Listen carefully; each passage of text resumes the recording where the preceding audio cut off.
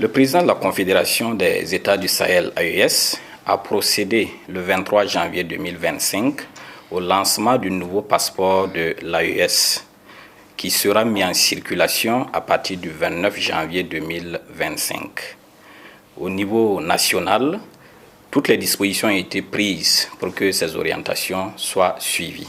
Le nouveau passeport de l'AES est un document de voyage conforme aux normes internationales en matière de biométrie et de sécurité telles que dictées par l'Organisation pour l'aviation civile internationale OACI. C'est un document qui est doté d'innovations technologiques et qui offre une meilleure protection contre la falsification. Nous pouvons dire, sans risque de nous tromper, que c'est un document de voyage de dernière génération. Vous constaterez que sur la première page de couverture, il est mentionné tout en haut l'inscription Confédération des États du Sahel AES. Et cette mention-là est la preuve que l'AES a désormais son propre passeport avec des caractéristiques communes pour les 3 États membres.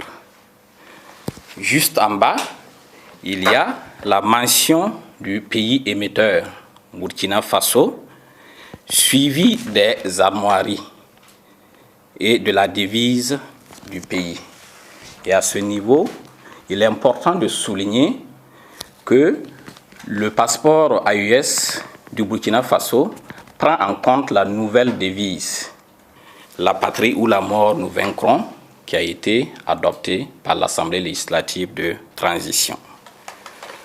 Plus bas, il y a l'inscription de la nature du passeport en français et en anglais. Pour le passeport vert, c'est écrit « passeport » pour passeport ordinaire, et pour le passeport bleu, c'est passeport de service en français et en anglais. Pour le passeport rouge, passeport diplomatique en français et en anglais. Et le dernier élément de la page de couverture, c'est ce symbole-là qui signifie que le passeport embarque une puce électronique qui prend en compte les éléments biométriques. Et c'est cette puce électronique-là qui va permettre que le passeport puisse être lu automatiquement par les bornes de lecture dans les différents aéroports notamment.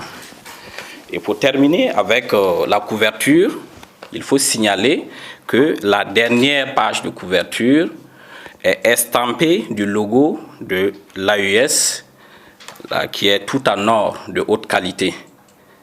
Donc c'est encore une fois de plus la manifestation donc de l'existence du passeport de l'AES. Il faut signaler également la page en polycarbonate, qui est la page de données.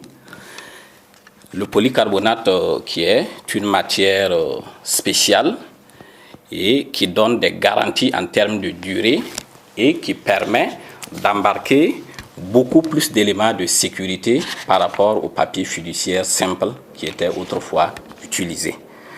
Et également sur la page polycarbonate, vous verrez apparaître la devise du pays, la nouvelle devise, la patrie ou la mort, nous vaincrons.